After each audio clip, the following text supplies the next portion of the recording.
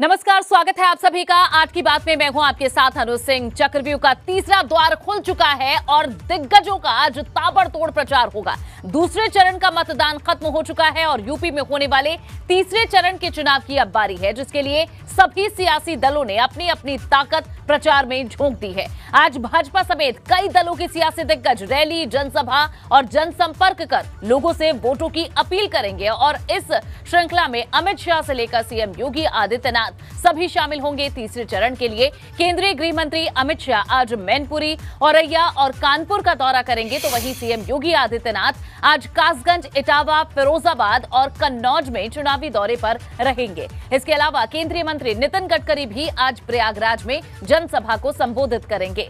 वहीं सपा अध्यक्ष अखिलेश यादव का आज विजय रथ रायबरेली, उन्नाव और फतेहपुर के दौरे पर रहेगा। इसके अलावा आरएलडी अध्यक्ष जयंत चौधरी भी आज उनके साथ मौजूद रहेंगे। आज 3 जिलों में चुनावी कार्यक्रम करेंगे अखिलेश यादव। इसमें रायबरेली, उन्नाव, फतेहपुर का दौरा शामिल रहेगा। सपा अध्यक्ष अखिलेश यादव का रायबरेली के लालगंज में अखिलेश की जनसभा आज होनी है। फतेहपुर में कार्यकर्ताओं के साथ वे बैठक भी करेंगे। उन्नाव के पुरवा में इंटर कॉलेज में जनसभा को संबोधित करने का कार्यक्रम भी अखिलेश यादव का शामिल है। तो तीसरे चरण के रण में अखिलेश यादव का ये प्रचार कार्यक्रम आज है। रायबरेली के लालगंज में वे मौजूद रहेंगे। फतेहपुर में कार्यकर्ताओं के साथ एक बैठक भी उनकी होनी है। इसके अलावा उन्नाव के पुरवा में इंटर कॉलेज में एक जनसभा को संबोधित भी आज अखिलेश यादव करेंगे। तो 3 जिलों में चुनावी कार्यक्रम आज अखिलेश यादव के। रायबरेली, उन्नाव और फतेहपुर का दौरा आज अखिलेश यादव करने वाले हैं। रायबरेली के लालगंज में वे मौजूद रहेंगे, जहां एक जनसभा को संबोधित करेंगे। तो इसके अलावा आगे भी उनके कार्यक्रम इसी तरह चलते रहेंगे। 3 जिलों का आज दौरा अखिलेश यादव करेंगे। तो अखिलेश की तीसरी कसम है अब। रायबरेली, उन्नाव, फतेहपुर में चुनाव प्रचार उनका आज रहने वाला है। रायबरेली के बेसवारा इंटर कॉलेज में एक जनसभा को वे संबोधित करेंगे। इसके अलावा फतेहपुर के मुस्लिम इंटर कॉलेज में भी कार्यकर्ताओं के साथ उनकी बैठक होनी है। दोपहर 1:30 बजे जहानाबाद में कार्यकर्ताओं से मुलाकात भी अखिलेश यादव आज करेंगे। इसके अलावा उन्नाव के एचआर इंटर कॉलेज में एक जनसभा भी उनकी होनी है। पूर्व विधायक उदयराज यादव के लिए आज प्रचार वे करते नजर आएंगे। तो अखिलेश यादव का तीसरे चरण का ये कार्यक्रम है। तीसरे दौरे के लिए वे इस तरह प्रचार करेंगे। और आगे बढ़ेंगे, अजय दुबे हमारे संवाददाता रायबरेली से ज्यादा जानकारी देंगे। अजय, ये बताएं कि रायबरेली कब पहुंचने का कार्यक्रम है, कितने बजे वे पहुंचेंगे और कैसे कार्यक्रम वहां आगे बढ़ेंगे? देखिए, जिस तरीके का शेड्यूल बनाया गया है, तकरीबन 11 बजे उसके बाद जो हेलीकॉप्टर में पहुंचेगा, 11:30 बजे की जो कार्यकर्ता सम्मेलन जनसभा जो है उसका कार्यक्रम है। रायबरेली इससे पहले भी तकरीबन 2 दिन के लिए अखिलेश यादव अपनी विजय यात्रा लेकर पहुंचे थे, पर अब जिस तरीके से जो चुनावी प्रक्रिया है उसने रफ्तार पकड़ी है, समय सीमित है। एबीपी न्यूज से बात करते हुए उन्होंने कहा भी था कि समय सीमित है, ज्यादातर जगहों पे पहुंचना है, इसलिए हेलीकॉप्टर का इस्तेमाल हो रहा है। इसी कड़ी में आज हम देखेंगे कि रायबरेली, उन्नाव और दूसरी 2 और जगहों पर, इसमें रायबरेली, उन्नाव वो जगह है जहां पर वो अपनी विजय यात्रा लेकर भी जा चुके हैं। आज जो कार्यकर्ता है उनसे संवाद करने के लिए, अपने समर्थकों से संवाद करने के लिए अखिलेश यादव पहुंचने वाले हैं। ठीक, और अजय, इस दौरान उनके साथ और कौन कौन से नेता मौजूद रहेंगे?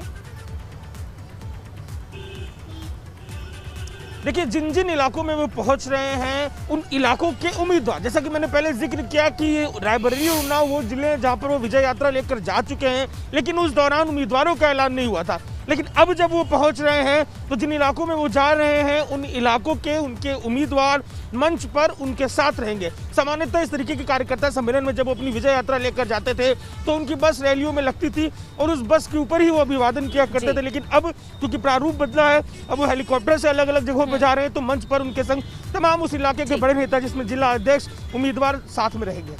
बिल्कुल अजय, बहुत बहुत शुक्रिया इस पूरी जानकारी के लिए आपका। और अब बढ़ेंगे आगे। दूसरे चरण में यूपी में 62.82% मतदान हुआ है। यूपी के 9 जिलों की 55 विधानसभा सीटों पर कल वोटिंग हुई। इसमें सहारनपुर, बिजनौर, मुरादाबाद, संभल, रामपुर में वोटिंग हुई है। अमरोहा, बदायूं, बरेली और शाहजहांपुर में मतदान कल 6 बजे खत्म हो गया। 9 जिलों में 586 प्रत्याशियों की किस्मत अब ईवीएम में कैद हो चुकी है। तकरीबन 2 करोड़ 2 हजार मतदाताओं ने वोटिंग में हिस्सा लिया और कल 7 बजे से 6 बजे तक ये वोटिंग चली, जो तकरीबन 62% तक रही।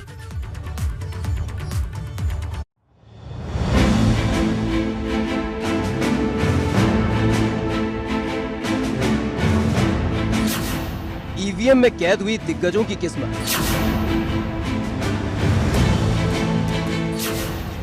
9 जिले, 55 सीट, किसे मिलेगी जीत? जनता की अदालत का सुप्रीम फैसला। उत्तर प्रदेश की चुनावी जंग का दूसरा द्वार भी लॉक हो गया है। जनता ने अपने वोट से यूपी की 55 सीट पर उतरे सभी 586 प्रत्याशियों की किस्मत का फैसला कर दिया है। शाम 5 बजे तक 60% से ज्यादा मतदान हो चुका था, जिससे साफ है कि जनता ने दूसरे चरण की लड़ाई में किस तरह से बढ़ चढ़कर अपने मत का इस्तेमाल किया। जिन 586 उम्मीदवारों की किस्मत ईवीएम में कैद हुई है, उनमें कई दिग्गज भी मैदान में हैं। शाहजहांपुर की सदर सीट से यूपी के वित्त मंत्री सुरेश खन्ना चुनाव लड़ रहे थे, तो रामपुर शहर सीट से आजम खान चुनाव लड़ रहे हैं। इसके साथ ही रामपुर स्वार सीट से अब्दुल्ला आजम, तो आंवला से योगी सरकार में मंत्री रहे धर्मपाल सिंह चुनाव लड़ रहे हैं। सहारनपुर की नकुड़ सीट से धर्म सिंह सैनी मैदान में है। इन सभी की किस्मत अब ईवीएम में कैद हो गई है।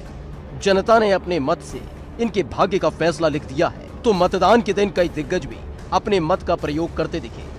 कैबिनेट मंत्री जितिन प्रसाद हो या आजाद समाज पार्टी के अध्यक्ष चंद्रशेखर, सपा के सांसद एसटी हसन हो या इमरान मसूद या फिर चुनाव लड़ रहे महबूब अली, सबने अपने अपने मत का इस्तेमाल किया, साथ ही साथ अपनी जीत का दावा भी किया है। इस मोहब्बत के दिन सभी लोग नफरत करने वालों को नकार रहे हैं और मोहब्बत करने वालों को आगे बढ़ा रहे हैं। भारतीय जनता पार्टी का जो कुशासन 5 साल रहा है और जिस तरह से स्पेशली सहारनपुर और वेस्ट को इग्नोर किया गया, जनता उसके खिलाफ वोट कर रही है। और जब परिणाम आएंगे तो आपको देखने को मिला कि सहारनपुर की जनता ने यहाँ से बीजेपी का पलायन करा दिया है। पूरे विश्वास के साथ कह सकता हूँ कि उत्तर प्रदेश में भारतीय जनता पार्टी की 300 पार करके पुनर्वापसी होने वाली है। गौरतलब है, जिन 55 सीटों पर वोटिंग हुई है, यह मुस्लिम वोटर निर्णायक होने वाला है, क्योंकि कई सीट पर 50% से ज्यादा मुस्लिम है, जो किसी का भी खेल बिगाड़ सकते हैं। हालांकि इस गणित के बाद भी पिछली बार भाजपा ने यहाँ 38 सीटें जीती थी, लेकिन क्या भाजपा अपना पुराना प्रदर्शन इस बार दोहरा पाएगी? दूसरी तरफ समाजवादी पार्टी इस चरण में बढ़त लेने का दावा कर रही है, लेकिन किसके दावे में दम है, ये 10 मार्च को पता चलेगा। Bureau report, ABP Ganga. तो कई प्रत्याशी हैं जो अब 10 मार्च तक का इंतजार कर रहे हैं, क्योंकि प्रचार तो खूब जोरों से पार्टियों ने किया और अब फैसला भी दे चुकी है जनता, लेकिन अभी फैसला ईवीएम में कैद है। खबरों में आगे बढ़ेंगे। शाहजहांपुर से एक बड़ी खबर, जहां विधायक और सपा प्रत्याशी के घर पर फायरिंग और पथराव हुआ है। तिलहर विधायक हैं रोशन लाल वर्मा, इनके आवास पर फायरिंग हुई है, बड़ी जानकारी मिल रही है। मौके से पुलिस ने 50 से ज्यादा खोखे भी बरामद किए हैं, तस्वीर भी आपको दिखा रहे हैं। स्वामी प्रसाद के साथ ही भाजपा से सपा में शामिल हुए हैं रोशन लाल वर्मा, और अब उनके आवास पर यह पथराव और फायरिंग की सूचना मिली है। फिलहाल पुलिस मामले की छानबीन में जुट गई है। शाहजहांपुर से खबर, विधायक और सपा प्रत्याशी के घर पर फायरिंग और पथराव हुआ है। रात के समय ये फायरिंग हुई है। तिलहर विधायक रोशन लाल वर्मा हैं, जिनके आवास पर फायरिंग हुई है। मौके से पुलिस को 50 से ज्यादा खोखे भी बरामद हुए हैं। स्वामी प्रसाद के साथ ही भाजपा से समाजवादी पार्टी में रोशन लाल वर्मा शामिल हुए हैं, और अब उनके आवास पर ये पथराव और गोलीबारी की सूचना मिली है। मौके से 50 खाली खोखे भी बरामद किए गए हैं। फिलहाल पुलिस मामले की छानबीन में जुटी है। 2 तस्वीरें आपको दिखा रहे हैं, जहां फायरिंग और पथराव के बाद अब सुरक्षा भी कड़ी कर दी गई है, जहां इस मामले में अब पुलिस छानबीन कर रही है। जो आरोपी हैं उन तक पहुंचने का प्रयास किया जा रहा है। विधायक के घर पर जब फायरिंग हुई तो तुरंत इसकी सूचना पुलिस को दी गई। मौके पर जब पुलिस पहुंची तो वहां से 50 से ज्यादा खोखे भी बरामद किए गए हैं। स्वामी प्रसाद मौर्य के साथ ही हाल ही में भाजपा से समाजवादी पार्टी में रोशन लाल वर्मा शामिल हुए हैं, और अब उनके आवास पर ये पथराव और फायरिंग, और ये तस्वीर आप देखिए, जो जिन लोगों ने पथराव और फायरिंग की है वो भी अब इन तस्वीरों में कैद हुए हैं। ये सीसीटीवी फुटेज बताया जा रहा है। रोशन लाल वर्मा के आवास पर जिन लोगों ने फायरिंग और पथराव की है उन्हें भी इसमें देखा जा सकता है। हालांकि इसके आधार पर पुलिस पहचान कब तक कर पाती है ये देखना होगा, कब तक इन लोगों को पकड़ा जा सकेगा, इसका इंतजार है।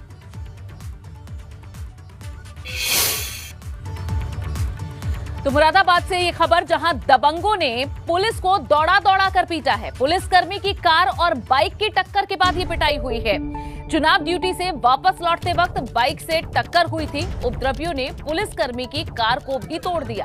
कटघर थाना क्षेत्र में डबल फाटक इलाके का ये मामला है, जहां पुलिस पर ही कुछ उपद्रवियों ने हमला बोल दिया। पुलिसकर्मी को दौड़ा दौड़ा कर पीटा गया है। पुलिसकर्मी की कार और एक बाइक की टक्कर हो गई थी, जिसके बाद ये घटना घटी है।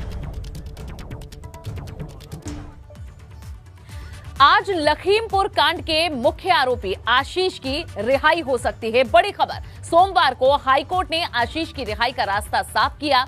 आज कोर्ट से जिला जेल पहुंचेगा आशीष का रिलीज ऑर्डर। हाईकोर्ट की लखनऊ बेंच ने 10 फरवरी को ही जमानत दे दी थी। बेल ऑर्डर में तकनीकी खामी की वजह से ये रिहाई रुक गई थी, लेकिन आज इसकी संभावना है जिला जेल आज आशीष का रिलीज ऑर्डर पहुंचेगा और आज संभावना है कि रिहाई हो सकती है। तो आज लखीमपुर कांड के आरोपी आशीष की रिहाई हो सकती है। सोमवार को ही जहां हाईकोर्ट ने आशीष की रिहाई का रास्ता साफ कर दिया था, इलाहाबाद की लखनऊ बेंच ने रिहाई का फैसला दिया था। और शैलेश अरोड़ा हमारे संवाददाता और ज्यादा जानकारी देंगे। शैलेश, कब तक आज रिहाई मुमकिन है? देखिए, जो फिलहाल फॉर्मेलिटीज है, जो पूरी एक प्रक्रिया है रिहाई को लेकर, उस पर मानकर चलिए कि दोपहर से शाम का वक्त हो सकता है। रिहाई में शाम की संभावना ज़्यादा जताई जा रही है, जो प्रक्रिया उसको पूरा करने में। अगर बात करें तो जो रिलीज ऑर्डर था, उन सारी प्रक्रियाओं करने का 2 जमानतदार की ज़रूरत थी, जिसमें 3-3 लाख रुपए के 2 जमानतदार होने थे और ये जमानतदार जो है वो सामने आए। इसके बाद में क्योंकि जो धनराशि थी जमानत की वो बड़ी रकम है, इसलिए कोर्ट ने उन लोगों के सत्यापन के लिए जो स्थानीय थाना है उसको निर्देश दिए। अब उनका देखिए सत्यापन होगा, तो ये भी एक प्रक्रिया का हिस्सा है। 3-3 लाख रुपए के 2 जमानतदार उसमें है और दोनों ही मिश्रा है, ये भी हम आपसे बताएं।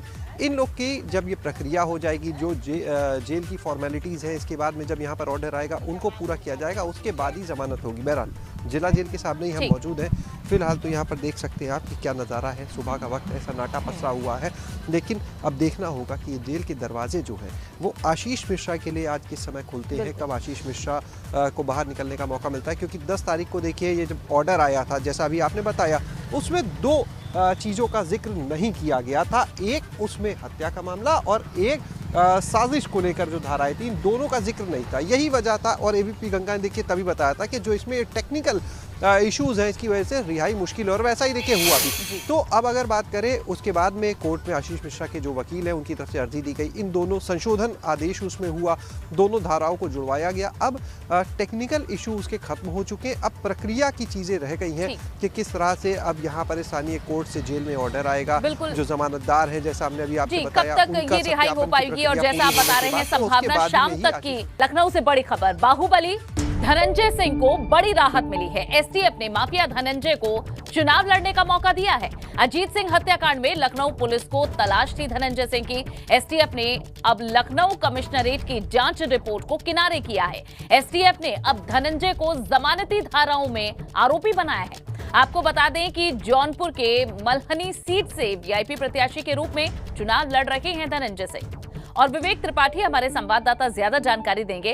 विवेक, किस तरह से इसे देखा जा रहा है, जिस तरह से धाराओं में परिवर्तन किया गया है और एक तरह से रास्ता साफ हो गया, कैसे देखा जाए इसे?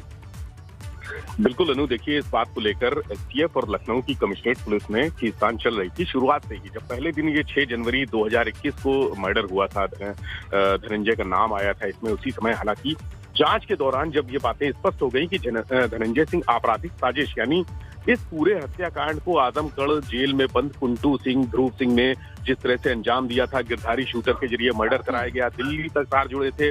धनंजय सिंह का नाम तब सामने आया जब शूट आउट के दौरान एक शूटर को भी गोली लगी थी। यानी अजीत सिंह ने गोलियां जो चलाई थी वो एक शूटर को लगी थी और उसका इलाज धनंजय ने अपने करीबी डॉक्टर से कराया था। बिल्कुल। इसके बाद पुलिस ने धनंजय को शुरुआत से ही कमिश्नरेट और पुलिस एसटीएफ में, और अब ये राहत थोड़ी मिली है। शुक्रिया जानकारी के लिए।